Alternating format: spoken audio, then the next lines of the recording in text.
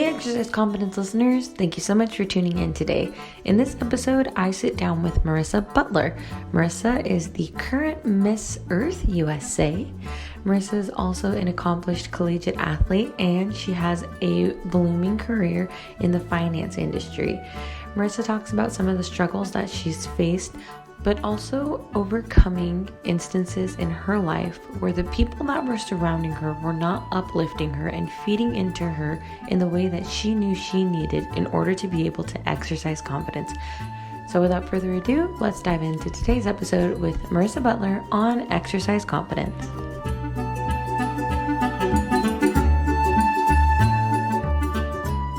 All right, Exercise Confidence listeners, thank you so much for tuning in today. I am sitting down with Marisa.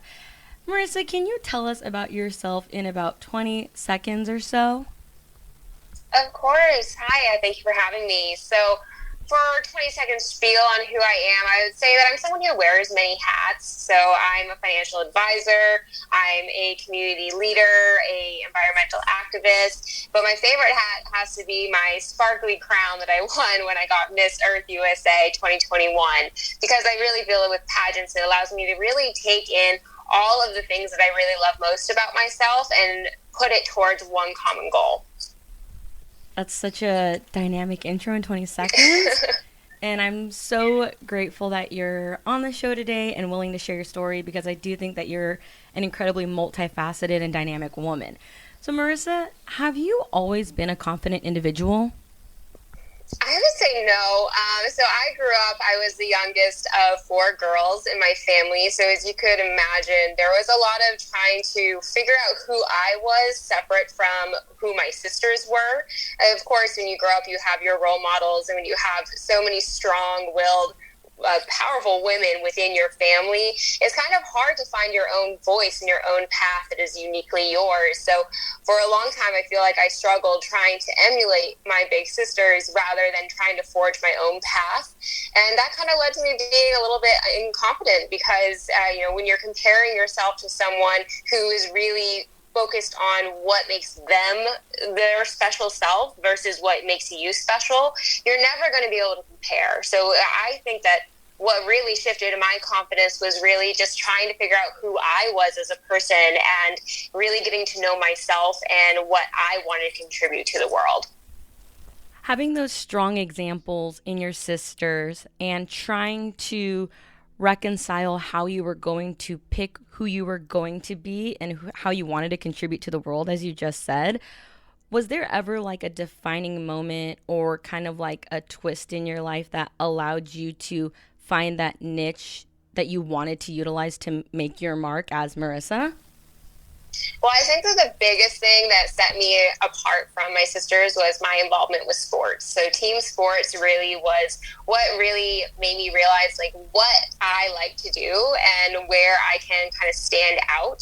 So I started sports really young. So I'd say it probably wasn't until I got into playing college sports that this confidence really was built more. But in general, participating in sports, it just teaches you a lot of amazing life skills, such as time management, working with the team. And, there's just so much you can learn from being in a team sport. And that was really the one thing I did when I was a kid that was uniquely mine. My sisters were not very athletic. My sister, Lana, was an opera singer. My sister, Vanessa, she was a great cheerleader, but I would classify her more into, like the dancing and everything. She was really great at that. But sports was really my thing and where I could kind of find my own identity in the pack of all these strong voices in my family. What sport did you play, or like what was your favorite? What did you do in college? So my favorite sport has always been soccer. So I was a goalkeeper probably from about 6th grade and then all the way through college. I played goalie. But I would say that now my favorite one would probably be lacrosse, just because of how amazing I had an experience in college. Yes, I didn't have the best college experience for soccer. That actually took a little bit hit for my confidence. Oh. It's always so important to surround yourself with really amazing people. And unfortunately, that coaching staff just wasn't really a good fit. But the coaching staff on the lacrosse team at Stonehill was the most amazing group of women I've ever had. They were all former athletes, actually Stonehill lacrosse players themselves. So they've been in our footsteps. They knew what it was like to go through it.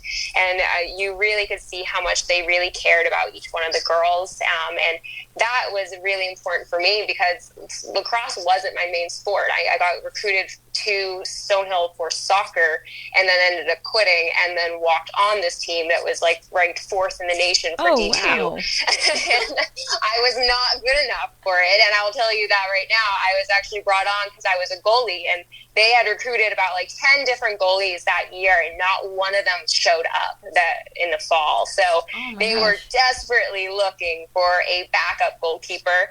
And even though it wasn't me playing, as a first string on the team, it was definitely a backup position.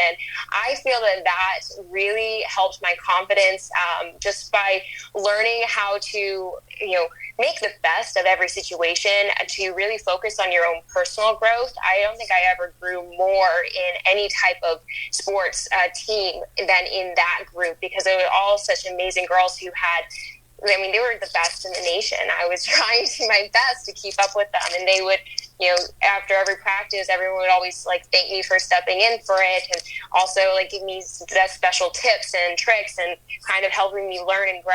So the amount of growth I experienced on that team was unparalleled to anything else. So I say that team really helped me with coming to terms with, who I am and my own confidence, and having it not necessarily be tied to an outcome, but more so towards a journey. And I think that is a really important piece of advice I would give to anyone, especially, even within pageantry, going back to that, you don't get confidence by winning a crown. That's not where that comes from. That external validation, being first string or being crowned Miss whatever, that's not where you should get your confidence. Your confidence should be coming from the process and learning to really get to know who you are, where you're at, and how to progress and become a better version of yourself along the way. Yeah, that is such great advice. And listeners, I hope that it's something you're able to implement, and maybe if you don't know where to start on cultivating that confidence in your journey, please reach out to us at Exercise Confidence. That's what we're here for. I had no idea that you had a sports background, Marisa. I think that is so cool. And I love learning that about you right now, because I know that you are very into fitness. Segueing that into your pageant life, you won the Lifestyle and Fitness Award at Miss California, which is a huge accomplishment. And I think is something that I'm sad that they took away the swimsuit lifestyle and fitness portion, because I personally found it so empowering. And the whole confidence journey in your sports career is really unique to learn about, because like you said, you walked onto a team in this arena where they're the best in the nation in a sport you've never played before, yet the people that surrounded you chose to build you up and uplift you in that situation, rather than a sport you had been involved in with many, many years of your life. That was your main passion, and you knew the environment there wasn't conducive to your life and what you were trying to achieve and building yourself up as an athlete. How were you able to find the strength and the confidence to walk away from something you had so much experience in and like essentially dive headfirst into something that you had no experience with? Well, that one was really hard. So for me, when I decided to quit soccer, it was a really, like I said, there was a very toxic environment for the team, mostly led by, the leadership of the team. And at that time in my life, I was also dealing with a lot of personal issues. My dad just had been hospitalized from his brain aneurysm. My sister was dealing with a drug addiction. So there was a lot going on at home that I just thought to myself, look, I need to surround myself with people who are going to help my mental health, not people who are going to hinder it. Because at that point, I was still, my early 20s. It's not something that I could really take on more negativity into my life at that point, just because I was at my maximum. And I think it's really important to realize that, like, if something, even if you love it, if it's not serving you mentally, that sometimes the best option is to take a step back and to try something new. But that being said, if something you really love, you can take that step back and then rejoin it later on. So it might not have been, for me, I didn't get to go back and play college soccer again, but I did end up playing soccer recreationally in San Diego when I moved here. I joined like a little rec team, had a really great group of friends that were really supportive and wonderful. You can always find a way to channel that love for something in a lot more of a positive outlet. But as far as lacrosse, I love the sports aspect, and I wasn't ready to let go of being an athlete in college. So when they had that kind of come up, I was like, you know what? I played like 2 years in high school, and I quit because I was focusing on soccer. So I hadn't played since I was like a sophomore in high school, and those were the only 2 years I'd ever played. I was like, well, hey, I might as well go try out. Maybe I'll at least meet someone, as a friend.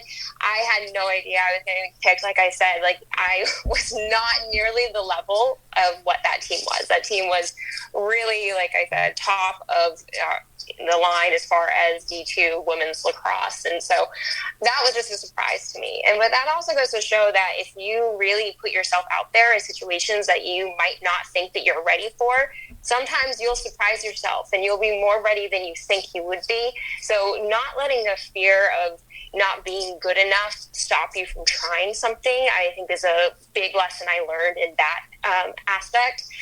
Just because, a lot of people feel that whole imposter syndrome on so many different things. Gosh, yes.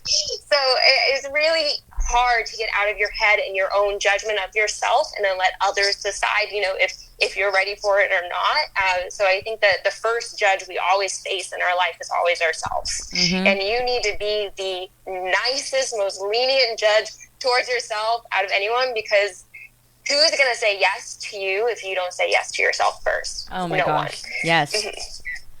Yeah, absolutely. I love that. What you're talking about right now is so impactful, and I'm really grateful to have you on. But I think it's so true. We are our harshest critics. We're sometimes our own worst enemies. And I've never thought of it that way, as we are our first judge that we encounter. Because especially when we're stepping into new scenarios, like we just talked about with you in lacrosse, we know we're going to be quote unquote judged, right? Whether it's by a coach or the girls on the team. In terms of pageantry, there's literal judges. And so you have to remember that if you're already undercutting yourself, what's going to give somebody else the confidence to believe in you if you don't believe in yourself first? Correct. Yes, exactly. Yeah. And imposter syndrome. Oh my gosh, that is such a big thing that I definitely want to dive into more. Now, I have a question for you, because you started your college career obviously as an athlete, and you were an athlete the majority of your life. So it makes sense that you are still somebody that is in love with fitness. But how and where did pageantry come into your life? Yeah, so I was actually a senior in high school, and my boyfriend at the time, I went with his family down on vacation down to the Bahamas, and that's where they used to hold the Miss Teen USA pageant every year, was in Atlantis.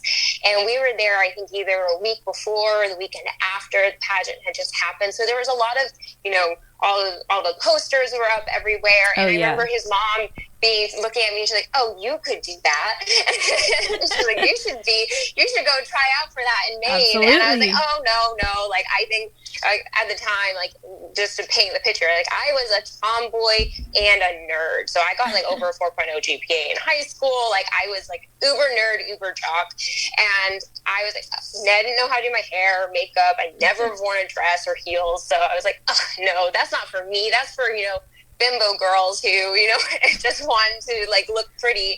And so I had this negative connotation in my mind, like we all do, if we are not within the pageant world, have never been exposed to it. And I was like, okay, no, never mind. I'm not going to do that. But then I did my senior portraits for my yearbook, and the photographer happened to be the photographer for Miss Teen Maine USA.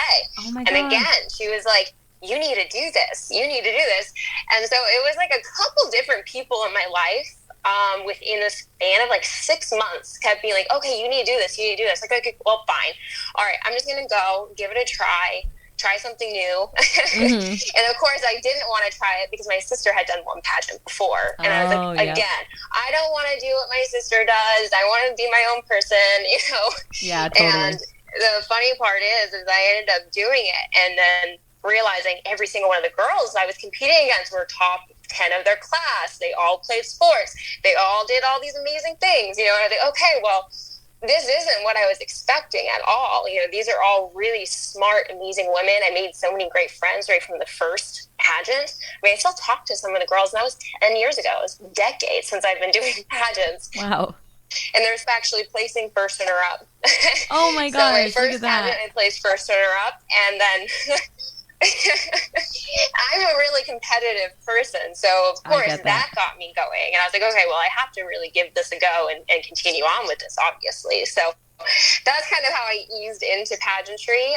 But yeah, and I think that it was really fun because when I then moved over to the Miss America system the following year, I was able to finally have an outlet for my talents. I'm a singer, and you know, Again, my sister is a much better singer than I am, but it was something I had a lot of fun doing and enjoyed. So, but I never had a good outlet. I was always playing sports. I couldn't necessarily go and sing in my high school musicals or anything like that. So pageants was my only opportunity to have a outlet for my singing hobby, on top of, showcasing, my academics through interview, my, athleticism through, fitness. So it really actually ended up being something that I didn't realize at the time when I first signed up, but it really did have a nod to each of the major components of my life that really defined who I was as a person.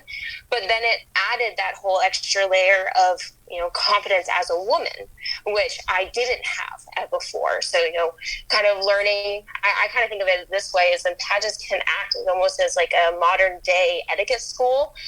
You kind of can go from being a girl to a woman. And that is so invaluable. Even though I had 3 older sisters, they were all so much older than me. They didn't want anything to do with me. So I didn't get, like, my sisters teaching me really how to do my makeup or my hair, how to walk in heels. They just kind of wrote me off as, like, their tomboy little sister. So having then pageants allowed me to kind of tap into the more femininity side of myself, which I wasn't getting before. And then that just made me feel a little bit more of like a full person. I wasn't kind of shying away from any aspect of myself. I was able to be the athlete and, the academic and, the girly princess, but then also can really like rough you up in a sports game, So it allowed me to find a good balance in my life, which I'm forever thankful for, and created so many amazing friendships. And I think, like I said before, being around the right type of people is everything when it comes to confidence. If you have good, strong friendships who are building you up, then you can really accomplish anything. And I haven't made any better friends in my life than through pageantry. And it's funny because when I first started, I started with only 2 years of eligibility in the Miss America system. And I would hear these girls that were giving up their titles and crowning their successors be like, oh my gosh, I met my best friends of my life and now they're my bridesmaids and my parents' godchildren. And I like would roll my eyes and be like, okay, sure, whatever. Like, that's not going to happen for me. I'm just here to get scholarship money because I'm trying to graduate debt free. And I had a similar sports experience to you in a different vein. It wasn't necessarily because of a coaching issue. I had an injury where I started as a softball player at the first college I was recruited to, and I was so excited. I was in a car accident, so I had to go through a lot of physical therapy, and I wound up transferring universities to a different D1, but I saw the rugby team was trying to recruit girls, and they were so welcoming and so awesome. And it was like one of those things where you're like walking through the quad and they're like handing out flyers during like week of welcome or whatever it's called. And I was like, that looks cool. Like they look fun. I want to be a collegiate athlete still. Like I have 2 more years of school to finish. Why not? And so getting on that team and being a part of teams, I understood why you had a bond and why you created friendships through the teams that way. And in pageantry, it seemed more individual. Like it's on me. How am I ever going to be friends with these people that I'm quote unquote competing against, right? And then as cliche as it sounds, you really realize you're competing against yourself. Like you're trying to be better than you were the last time. You're trying to find a more clear and concise way to express who you are and why you want to serve your community for whatever title it is you're competing for. And so, yeah, I have some of the best friends that uplift me like crazy and support me like immensely. And pageantry definitely gave me an arena to find other amazing women that are so multifaceted, because I was like you, I was really smart with school. It was kind of easier for me. I was always in sports. And I have a very short, stocky build because I was a catcher. So I was super insecure about like being on stage in a bathing suit at first. And then after, it's like you join this world and you're immersed in a land of women that are just so accomplished that you can't help but want to be on that same level, to try to be as accomplished and to try to make the same mark. And you're in the financial advising industry. How is that for you as a female? Is that something that is a really like male dominated world? Is that something that you kind of just are making like a niche for women to break into as well? Because I don't really know much about that. Well, yes, I'm pretty much used to being the only woman in the room on any type of business meeting that I'm in, whether that is the client sitting across from me or the other advisors on our advisor meetings. So I think it's about like 30% of financial advisors are women. If you go a little bit further up on like different designations, like for CFAs, that it gets a lot smaller. It's about 10%, 13% of those are women. So yes, this industry is very, very male dominated. And I'd say that that's probably been the thing that I have struggled with the most in my professional life. I didn't really think that it was going to be as big of a deal when I was in college. You know, I studied economics. That, again, was very male-dominated. I think I was one of 3 women in my graduating class in college that were economics majors. Oh, wow. The wow. rest were all men. And in college, I didn't really see much of a difference, but there is definitely a huge difference socially when you are the only female in your entire office, you know, or especially for me, it's not just female dominated, but it's also very broken up by age. So I think that there's maybe only 3 people in my office who are within 3 years of age of me. The rest of them are, you know, all in their 40s or older. So that has another whole aspect that it makes it a little bit more difficult to navigate. Right. But at the end of the day, I mean, it's really about, you know, what it is you want to contribute to society. And I don't know if I'm necessarily like opening up a door or holding it for other women to come through to this industry, but you know, I'm just trying to do my best with navigating it myself. But one thing I'm really looking forward to is my work has been very supportive throughout my whole pageant career. And in fact, since I won Miss Earth USA, they're helping me put together a sustainable portfolio that, you know, actually focuses on investing in, you know, socially responsible companies so that I can actually bring that on as marketing. So it's really nice to see that they are, even though I'm definitely the oddball out, they are very supportive.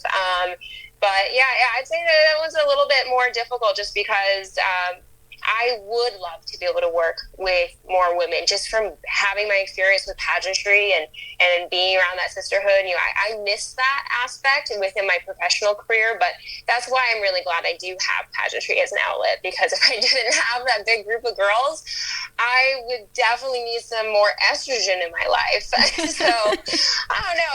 It's kind of hard. I'd say that is probably my least favorite part about my job, that I don't have more women, but at the same time, if we don't do it now, then who will? And nothing will change if women aren't, staying in those industries that they love and enjoy just because they're the only woman there. So I think it's really important just to keep in mind, like, yes, if you go into a male-dominated field, there are going to be challenges, but at the end of the day, the more women who face those challenges, the less challenges there'll be for the next generation.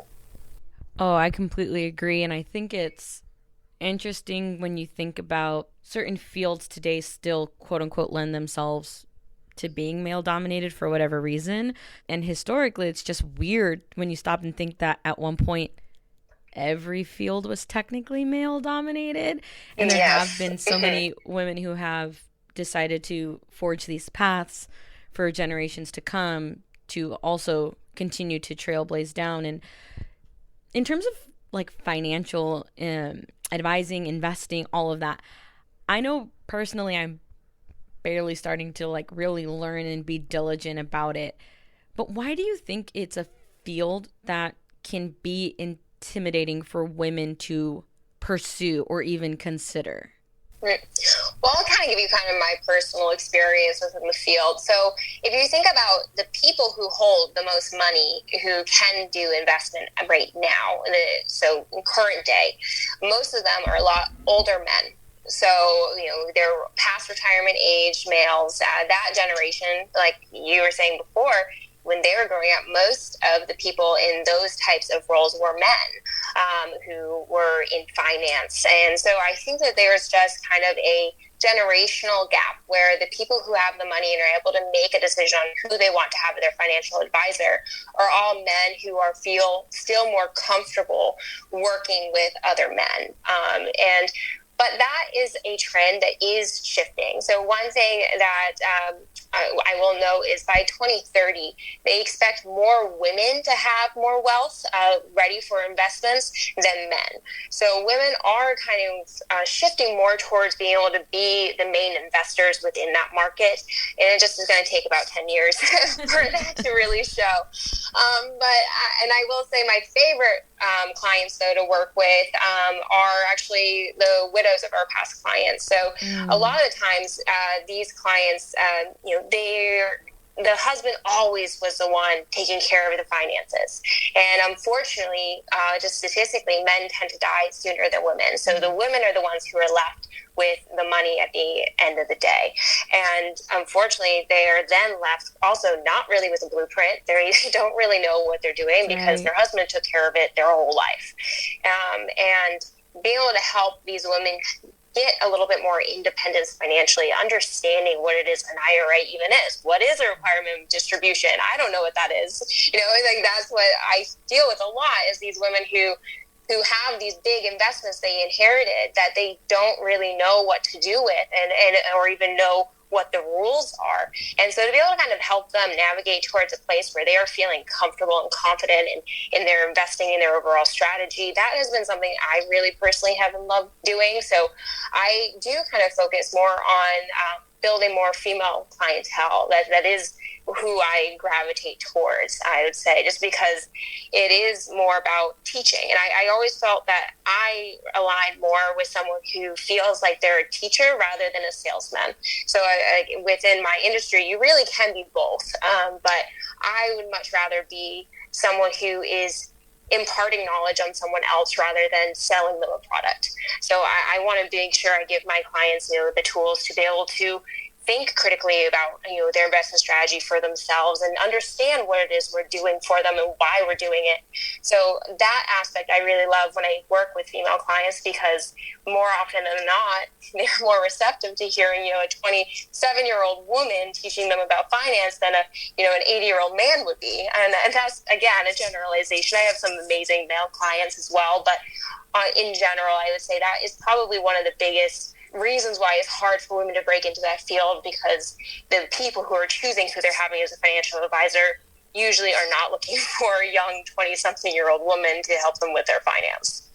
It's so fantastic to hear your passion just exude as you're expressing the work that you get to do in general, but also with somewhat of a special type of client that as you mentioned, you get to teach, right? Rather than sell them on this is how and why you should be investing. It's like I have an opportunity from everything that I've been afforded the knowledge of, and now I get to share it with you.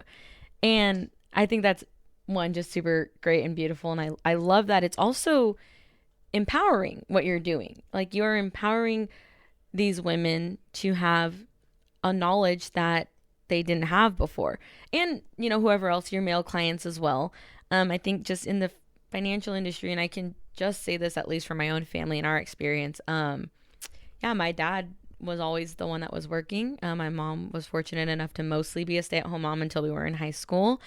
And my dad still is the one who like handles the taxes, like handles that kind of stuff. And it's not that my mom doesn't want to or doesn't care to. I think also, as you mentioned, generationally, we're starting to see patterns shift a bit. And so I love the work that you're doing and the opportunity that you have to be able to impart that wisdom and see it as an opportunity to share rather than sell. So that is so cool.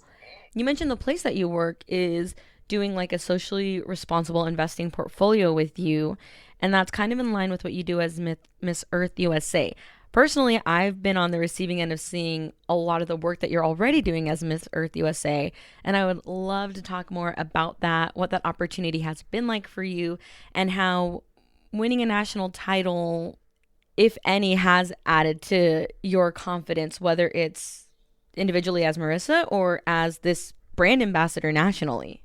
Of course. So winning Miss Earth USA, I've got to say that's probably been the highlight of my pageant career so far. So, as you know, this is my second national title. I was Miss World America in 2018, Yes. now Miss Earth USA in 2021. I think I'm one of 5 or so U.S. women who've held 2 national titles in any of the big 4 pageants. So that definitely is a big confidence booster to my pageant life for sure. But like I said, it's so important, the top down, the culture of the place that you are embedding yourself in. And with Miss Earth USA, I absolutely love the culture here, more so even than any other pageant that I've been in. I think the main number one reason why that is because the entire directorship staff is all women. They are all former title holders, and they have all been in multiple different systems within pageantry in America. So they kind of get to take all the good pieces of each of the systems that they've all been involved with and really put together a show and a pageant experience for their contestants that really is about the experience. Because at the end of the day, only one girl goes home with the crown. Well, actually at Miss Earth USA, we send 5 girls home with crowns. We actually crown the whole top 5 as our elemental court, which is again something I think is really amazing because you and I both know that the winner and the first runner-up even the second runner-up, it is any day, like you could do another pageant and a different outcome could happen. So being able to give a title to all those girls and create a sisterhood between the elemental court is another amazing aspect that I really admire about the Miss Earth USA system that I haven't seen in any other system. But in general, I think that the confidence that I'm having is just by finally being with a organization that I truly feel is a team. There's people who I feel have my back and who are really working towards my goal. So I am going up against a very hard odds of winning a back-to-back for Miss Earth. It has happened before. Philippines have done it once before. And so we know it's possible at Miss Earth, but, that's still a really high likelihood, highly unlikely, to be able to accomplish. So knowing that I have a really strong group of people who really, really believe in me and are supporting me on this journey to Miss Earth is such a huge confidence boost because, when you have that strong support system, like I said, I really feel that you can make your most personal growth than anything else. Like the people you're around, it really is the most important aspect, who you surround yourself with, whether they're going to be uplifting you or holding you back. That, I think, is one of the biggest aspects as far as mental health and in order to accomplish any goal. So I guess my one piece of advice would be just surround yourself with people who want to see you succeed. because if you don't, you probably won't succeed, because that really, it all starts with having a positive mental space for yourself, because otherwise, how are you supposed to accomplish any goal if you're not in a positive space mentally yourself? So I think that Miss Earth USA organization has just been wonderful for that. So I'm really excited to be working with them. And as you know, Miss Earth is an environmental organization. So they focus on environmental advocacies. And for me, that has been something that has been really a core piece of who I am since I was a really little girl. So I used to help my mom rehabilitate animals when I was as young as like 4 years old, all the way to, tagging sharks with National Oceanic and Atmospheric Administration in college, to right now in San Diego. When I first moved here, I worked with the San Diego Audubon Society for a number of years. Now I'm working with San Diego Seal Society. I have my own cleanup organization called We Clean Trails. So that has really been, I think one of the things that makes Miss Earth USA feel so right for me is because it really is encompassing who I am as a person. And I think that's really important for when you are choosing to align yourself with a certain organization, whether you're trying to pick a pageant or trying to pick a work environment or anything. It is just so important to find out, does the core values of the organization match up with who you are as a person and what your core values are? And does the organization also have people who are going to support you in your efforts to achieve your goals? Because that is when true magic happens, especially with confidence and with actually achieving goals. When you have that unique combination of that great environment met with the same, goals and moral compass with that organization as you hold personally, you really can accomplish anything. So that's why I'm very excited. I feel that this has been like the perfect fit for me. It's kind of like Cinderella finding her glass slipper. That's how I feel when that crown went on my head with Miss Earth USA. And it felt like, as much as I loved and enjoy my journey with all my other pageant systems, they never felt like they were mine. They never felt like it was for me. Mm-hmm. This one truly feels like I found my home within the pageantry world. And so I'm really, really excited for this upcoming year and be able to share that all with you guys. I will tell you right now, when I saw you were competing, it was the same feeling I had with another guest I've had on the show, who is the current Miss World America, Alyssa Anderick, who is one of our pageant sisters. When I saw her doing that, it was just the weirdest intrinsic feeling I had. I was like, she's going to win. Like, I just knew it, like, with assured certainty. And when I saw you at Miss Earth USA, I had the exact same feeling. I showed my mom. I was like, oh, like, Marissa's doing Miss Earth USA. I'm like, she's going to win. And my mom was like, yeah, she's got a great shot. I'm like, no, like, I just know she's going to win. And sure enough, when I saw it go up, I was not surprised at all. So I don't know. I've got the good feeling for you for Miss Earth overall. And especially with USA. Thank you. Yeah, absolutely. Well, one, you're just an accomplished person. You're very genuine, sincere. And obviously it comes across well when you interview, because it's coming across here fantastically. And I know that it's the same thing that the judges see. So, as long as it's meant to be, it's meant to be. But the work that you do and how you're saying that this one really felt like it was for you. And lining up with core values, I think those are things that are important when it comes to cultivating confidence for people, because I can attest to things that I've done in the past, especially like the very first time I ever tried Miss America. I really felt like I had to be and put on somebody that I wasn't. Because initially I did not feel that who I was and who I am was going to be selected, right? And I had asked a judge for feedback after my very first local prelim I ever did, where I didn't place, didn't get anything. And he told me, he's like, I could tell you were not being yourself. He's like, I don't even know you, but I could tell that what you were presenting wasn't JR. And I was like, huh, okay. So I think what Marissa is saying about making sure that when you attach yourself with an organization, that those core values line up with your own, it'll help, one, you just feel more of a natural fit, which inevitably gives you an inherent feeling of confidence with being aligned with an organization. but it's also very empowering. And so I love, again, that you said that this one felt like it was for you. It felt like it was your Cinderella glass slipper when they put that crown on your head, and how it aligns with what you do. One of the organizations that you mentioned, which is your own organization, correct? We Clean Trails? Correct, yes. So Okay, We Clean yeah. Trails started, so with Miss Earth USA, they asked us all to do a Think Global, Act Local project. So essentially they want us to lead at just one, it's supposed to just be one, a community outreach event that is focusing on our advocacy. So I decided, being the overachiever that I was, that I was going to do naturally. a cleanup every Saturday for a month.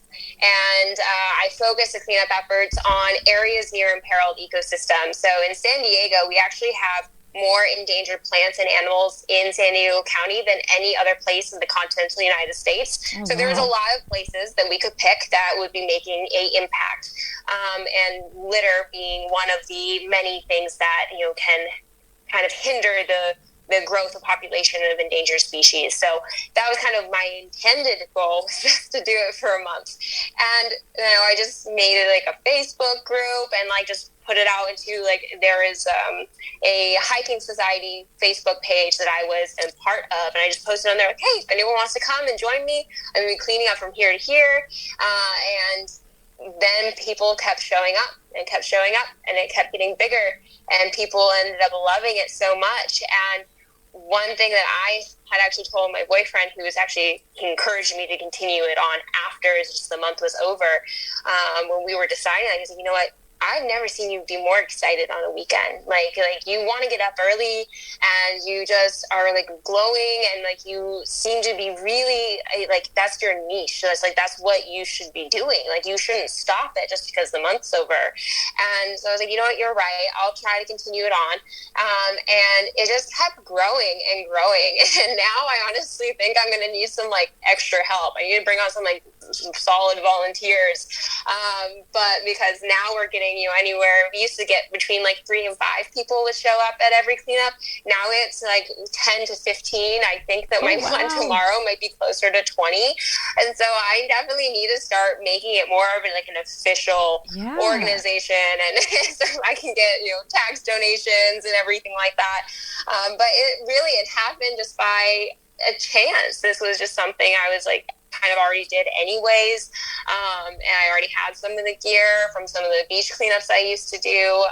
And it just ended up becoming something that I really, really loved. And I've even told some people that, I'd say being the leader of We Clean Trails, I got more confidence and gratification from that than any winning pageant I've done. And not to say that I don't completely absolutely love being Miss Earth USA, I do, but being able to create a community and getting people motivated and to believe in you and to then just show up week after week, because my volunteers, they don't just come to one. The second someone comes, usually they stay a volunteer, and that's why it's been getting bigger and bigger and bigger. That's awesome. Because every time we bring on a new person, we're just bringing on a new person for every single event going forward. So it's been really cool to see, this is my first time where I really truly felt like a real leader within my community. And that has become something that I don't ever really want to give up. This is something I feel like I'm going to be doing until, I can't anymore. And so the goal this year is I really want to expand We Clean Trails. And one of the ways I want to do so is by making it into a 501c3, being able to get donations, because then I could put together cleanup packets that could start other We Clean Trails in different locations, which I think would be great to utilize Miss Earth USA and their title holders in different states and say, hey, you want to start a We Clean Trails? Here's your startup kit. Here's kind of how we do it, and branch it out to other states as well. So that way it's not just San Diego. We can kind of make it a little bit bigger, because it is a really rewarding and really easy way to give back to your community, that I just feel that if people had a kind of a guide and a how-to start it in their communities, it'd be a really easy thing for people to start all over. I 100% agree with that. And I love when you were saying that, I was thinking like, oh my gosh, you should make it like where people can like have chapters in different counties or something, because especially with the way the pandemic has hit us this year, a lot more people are utilizing those outdoor spaces, whether it's for exercise, for safe social distance socializing, for mental health. Getting out in nature is so good for you. But in turn, I have noticed a lot of extra littering along some of the paths that I like to utilize here in the LA County area. And it's a little disheartening. And one of the places I buy gear from, it's called Keep Nature Wild or something like that. And every time you buy gear, they send you a biodegradable bag that you can take on your trails with you so you can pick up trash, right? And hearing you have a more active role in something like this and wanting to branch it out like that, I think is so phenomenal. So yeah, I'm 100% all for it, girl. Do it. Get that 501c3 so that this can be a nationwide thing, and it would be such a impactful and very on brand for Miss Earth USA. Well, and also another issue that we've been having with littering during the pandemic is, one, like people who would usually go and pick those up and like put it in their backpacks are feeling less like they can because it might be contaminated. You don't know who put it there. But then also, like you said, more and more people are taking to trails than ever before, and a lot of these people are people who aren't outdoorsy. They're trying this because it's new. There's nothing else to do. So they don't necessarily know, the leave no trace etiquette, those 7 principles. And so being also a certified leave no trace trainer, I'm able to teach those principles to my volunteers. And one of the things I really have loved about it is, especially when we get the little kids, the kids who come to our cleanups are my favorite, because they always come, and then they might not come for a couple weeks, but then they come back like, oh, so I taught my friends how to clean up, and we got our own gear, and we did a cleanup in our neighborhood, and like they're just so excited, and they just are so excited to share what it is they're doing with their peers. And it's just so inspiring thinking that these little 7 and 8-year-olds are so excited to go pick up trash. Like, I would never have been into that as a kid. I'm like, why would I want to go do that? Why would I be excited about that? But to see that our next generation is very much environmentally conscious and really is excited about helping out their nature, it's really, that gives me a lot of confidence that what I'm doing is impactful. It is changing people's minds. It is giving young people a outlet to be able to express how they feel about the world and the environment. So that has just been probably my favorite piece, was just the impact I've seen on how excited these little kids become about cleaning up their local communities. Starting things young, whether it's instilling confidence, a sense of social responsibility, environmental awareness, is helpful in creating those long-lasting impacts. So I love that it's something that is open to all ages like that. And with having young ones as a part of this cleanup initiative, and in addition to being Miss Earth USA, having had multiple national titles now, being an athlete, all of this, how has being a role model impacted the confidence that you have as an individual? Because you are, whether you like it or not, or whether you want to associate yourself with something like that. Because sometimes we think like, oh, I don't want to say I'm a role model, but I mean, you really are, in a great way too. Well, I just always kind of think of it this way. It's like, I have 2 little nieces and a nephew, and I say that becoming an aunt was a really big change in who I was, because I went from being the baby of the family to someone who became a role model. I mean, when you're an aunt, that's one of your first roles, is being their role model. So whenever I'm kind of conducting myself, I always just think of, how would I want like my nieces and nephews to see me? What would I want to instill in them as far as what are qualities I hope that they would grow up with? And for me, that always kind of boils down to, I want my nieces and nephews to be someone who is kind, first and foremost. I think that's the most important thing. I think that's one of the things that's lacking a lot in a lot of people in this world, unfortunately. So I think that for me is the biggest thing that I try to portray as a role model is kindness. And the other one I would say is just responsibility. And that can be to yourself. It could be to the world around you. It could be to your job, to your school. But I think responsibility is also very important. And you really need to show that. It's not something you can tell, the kids, oh, just be responsible. You need to show them by actually acting that out and giving them examples. So whenever I'm trying to interact with young kids, I try to make sure it's something fun. I want to make sure that they realize why we are doing it and kind of understand that at a more deeper level. And so I would say that that's kind of what my focus is on, is just teaching them responsibility and kindness, because when you combine those two things, people can accomplish so many amazing things and make this world truly a better place. I know we always get made fun of as pageant queens, like, oh, world peace. But I think I think it's so important that we do always have that as a goal. And what is wrong with having that as a goal? It shouldn't be a cliche. It shouldn't be something that is a joke. It is something that is true.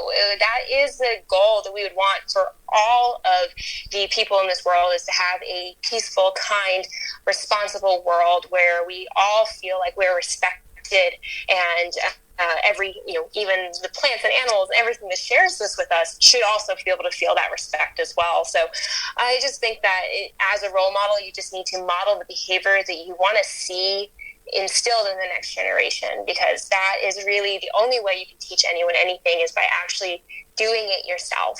So I know personally, if my mom was saying, oh, you need to clean your room, and her room was a total mess, I'm like, okay, yeah, right, I don't need to do that. So it's the same is true in any type of role model situation. You need to model that behavior first and foremost before you can expect anyone else to follow in your footsteps. It's a great way to put it when you're thinking of, how the role of a role model works, is that you are literally modeling a role for someone else to follow, and you have to do it first. You have to be the one that sets the example, sets the precedent, and especially the responsibility associated with that. I think responsibility can be such a good and bad word, because people allow it to have a negative gravity, oh my gosh, it's such a heavy responsibility, and then it causes anxieties. But also I think responsibilities can be seen as a really beautiful opportunity. And I had one of the guests explain to me that if you have a dream in your heart that you want to achieve, it's your responsibility to make it happen, because the world needs you to make that dream come true. And it was a really beautiful way that he illustrated it, which is part of why I'm so adamant about sharing exercise confidence. I just feel like if every single person in the world was self-confident, not arrogant, not rude, not proud in a bad way, but just self-confident, the world would be such a better place, because it would allow them to feel confident in extending kindness and extending grace, because you're not worried about being taken advantage of or having a bad outcome. So that's one of the things I see as my responsibility. But I also see a responsibility for me to share a transparent journey, right? So I've been very transparent on my fitness journey, especially because it is something that has always been insane for me. And I know for you, your fitness journey, if I'm correct, obviously it starts when you're an athlete in your sport. But then you kind of grow up and you're not necessarily, unless you're a professional athlete, you're not going to practice 5 days a week. You don't have games on the weekend. And so how are you able to keep or do you see your fitness as a responsibility to yourself? I would say yes, because at the end of the day, you only have one body. And for me, I just want to make sure that I have the ability to do everything that it is that I want to do. I remember actually the on-stage question that I was asked when I won Miss Maine USA was, do you believe there is such a thing as a perfect body? And I answered it a little unconventionally. I said, yes, I think there is such a thing as a perfect body. But I think that what we define as perfect is different for every single person. Because if you look at the Olympics, the body types in there are so different between every single different sport. Yes. I mean, a sprinter does not look like a swimmer, does not look like a gymnast, does not look like a soccer player. All their body compositions is completely different from one another.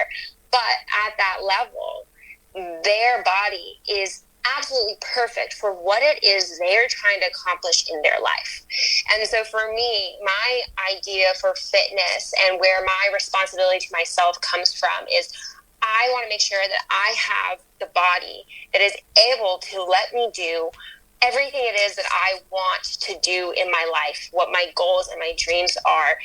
And so that really starts mostly with, having a healthy relationship with food. I think that has been the biggest change in my journey with fitness. It's not necessarily been the amount of weight that I lift. It's not been, how fast can I run, but it's been my evolution with my relationship with food. And I think that we really need to come back to that and realize that that's the core of all fitness and health is what we put into our mouths, and that's our nutrients. It's like you can't run a car on fumes. You cannot run a body on no food or bad food. You need to be able to make sure that you are having enough respect for yourself and your body to be able to make sure you're getting the amount of nutrients that you need to be doing in order to accomplish what it is you want to do physically.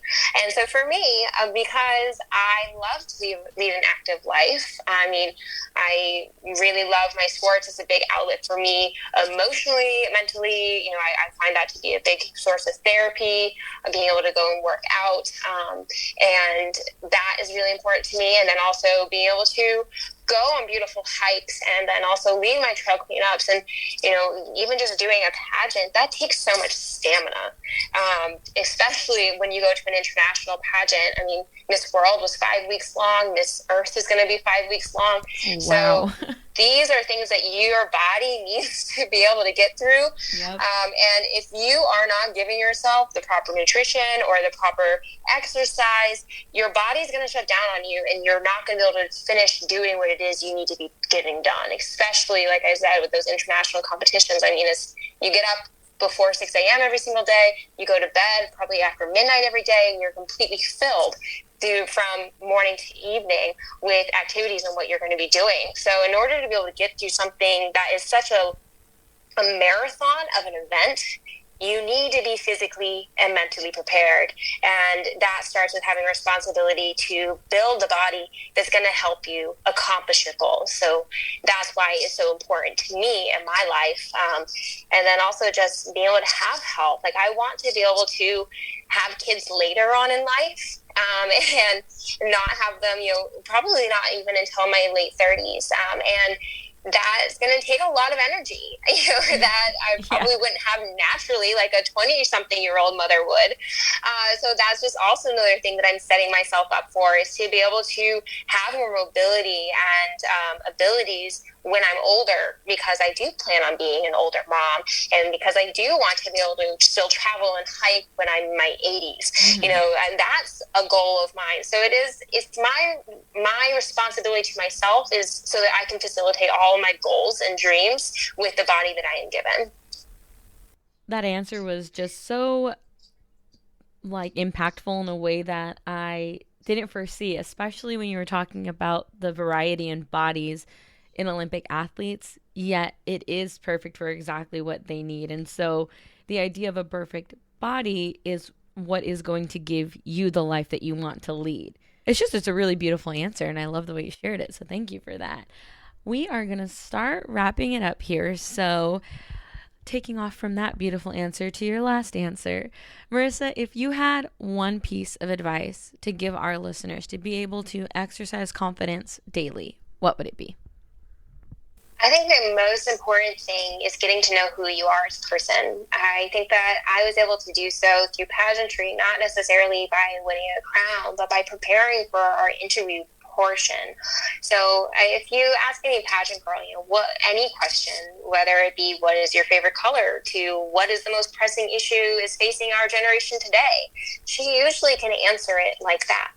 And the reason for that is because she knows and who she is at her core, because she's taken the time to get to know who she is. I feel a lot of us, we spend so much time trying to get to know our friends, trying to get to know our job, trying to get to know our skill or trade, but we don't take enough time to really get to know who we are as a person at our core, what our core beliefs are, what our dreams and goals are, and why we have those dreams and goals and beliefs. So being able to really dive deep and spend time to get to know yourself, I think, is the most important step in building confidence, because once we have a clear idea of who we are as a person, we're able to set goals and achieve them much easier than it would be if we didn't know who we are or what we're trying to accomplish. It all starts with getting to know yourself, and then learning to love yourself, finding things about yourself that is uniquely you and that you really want to gravitate towards, because at the end of the day, love is the highest form of respect. And so when we respect ourselves, we can have confidence in ourselves. So it all starts by getting to know yourself. If you don't know yourself, you can't love yourself, you can't respect yourself, and you can't have confidence. So it really, if you really want to have more confidence in who you are, my suggestion is sit down with yourself and have a conversation with yourself and figure out what makes you tick, because that is going to be what's going to be able to help you the most in your life going forward. Yeah, I mean, the person you spend the most time with is you, so you might as well get to know yourself so you can love yourself and better yourself and be exactly who you want to be.